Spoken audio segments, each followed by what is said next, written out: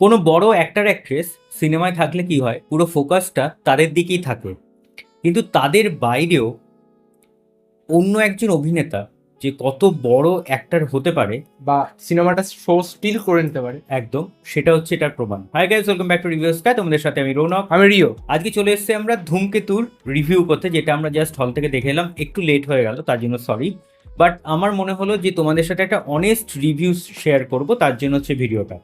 দেখো, ধূমকেতু সিনেমাটা নিয়ে হাইপ কিন্তু আমাদের মনের মধ্যে প্রচুর ছিল এবং এক্সপেকটেশন লেভেলটা ভীষণ রকম ছিল যে একটা অন্যরকম সিনেমা হতে চলেছে, কারণ দেবদা এবং শুভশ্রী একসাথে আমরা দেখতে পাচ্ছি এত বছর পর তারা আবার আসছে, কিন্তু তার সাথেও আবার কৌশিক গাঙ্গুলির ছবি। সো সেটা নিয়ে এক্সাইটমেন্টটা আরো বেশি ছিল। এবং সত্যি কথা বলতে গেলে যে আমাদের যদি এক লাইনে একটা রিভিউ চাও, তাহলে আমরা বলবো এটা বেশ ভালো সিনেমা এটা।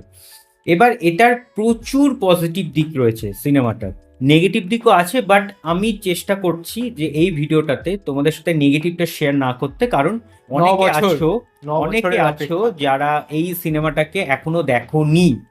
সো বা আমাদের যারা অডিয়েন্সরা আছে তারা দেখোনি, তারা আমাদের রিভিউ দেখে নিয়ে যাবে হলে দেখতে। সো দেখো, প্রথমত যেটা বলা, যে প্রথমত এটা হচ্ছে কৌশিক গাঙ্গুলির ছবি।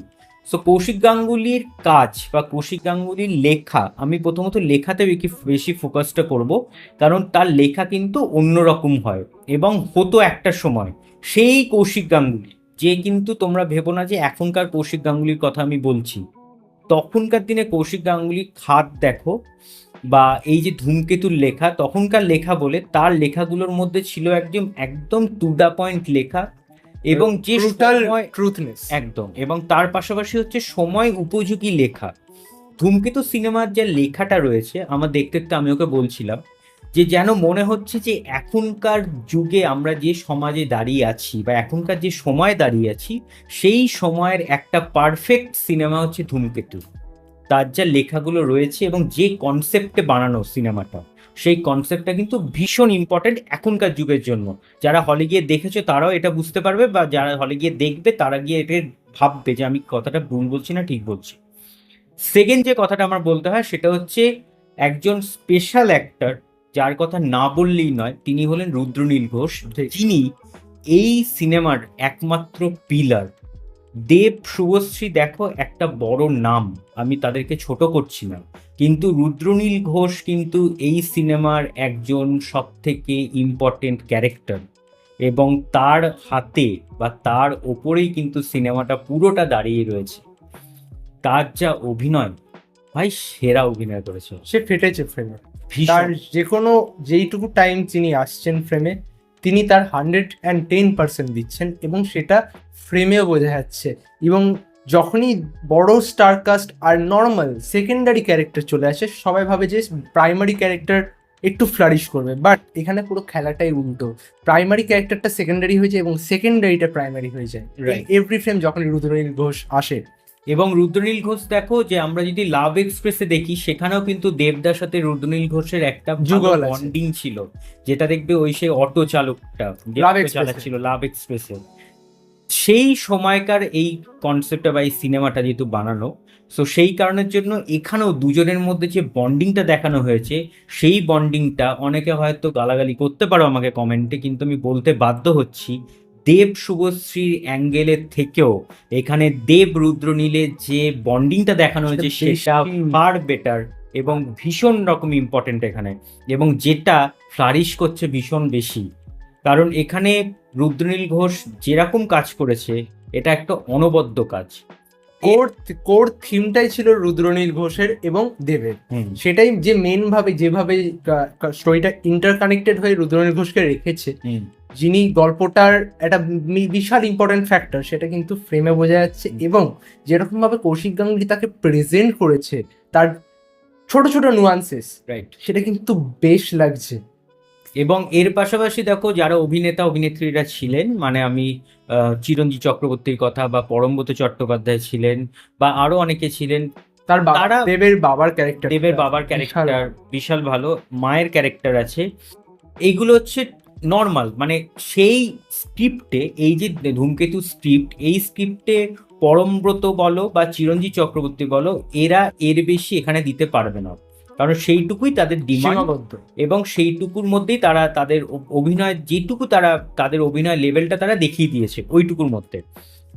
শুভশ্রীদির অভিনয় নর্মাল লেগেছে আমি বলতে বাধ্য হচ্ছি, কারণ শুভশ্রীদি, আমি বলবো না যে দেব শুভশ্রী দেশু ফ্যাক্টরটা যেটা কাজ করছে এখন, সেই ফ্যাক্টরে দাঁড়িয়ে শুভশ্রীদি আমার মনে হয়েছে এখনকার অভিনয় যেগুলো গৃহপ্রবেশ থেকে শুরু করে পরিণীতার মতন যে কাজগুলো শুভশ্রীদি করেছে সেগুলো ফার সেগুলো ফার বেটার।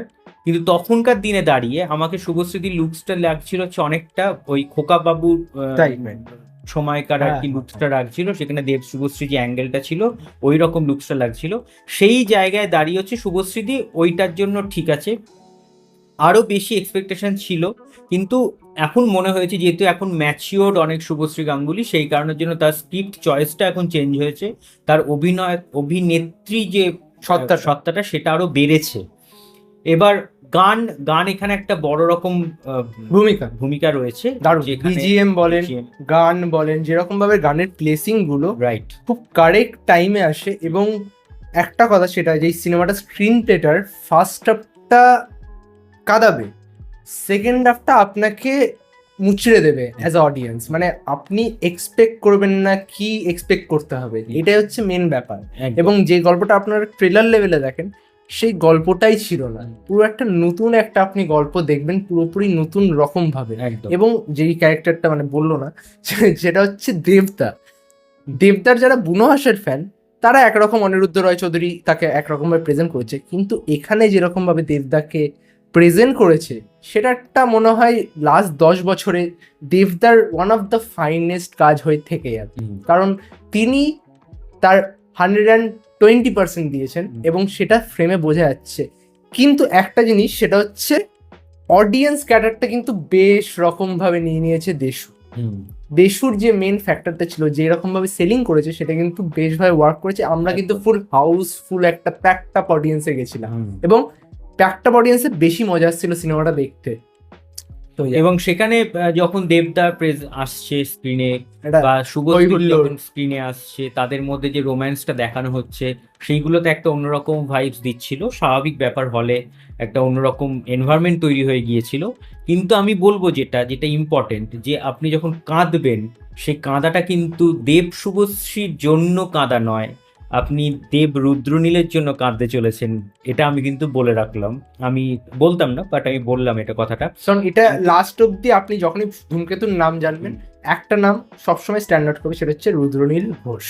সো এই ছিল হচ্ছে আজকে ধূমকেতুর অনেস্ট রিভিউ। আমার যেটা মনে হয়েছে, আমাদের যেটা মনে হয়েছে সেটা আমরা তোমাদের সাথে শেয়ার করেছি। তোমাদের ভালো লাগা খারাপ লাগা সেটা তোমাদের ব্যাপার, এবং তোমাদের সেটা কেমন লাগলো তোমরা সেটা আমাদের কমেন্টসে জানিও। এবং আমরা লাস্টে যেটা বলি, ভালো থাকবেন, সুস্থ থাকবেন এবং সিনেমা দেখবেন আমাদের চোখ দিয়ে। Thank you.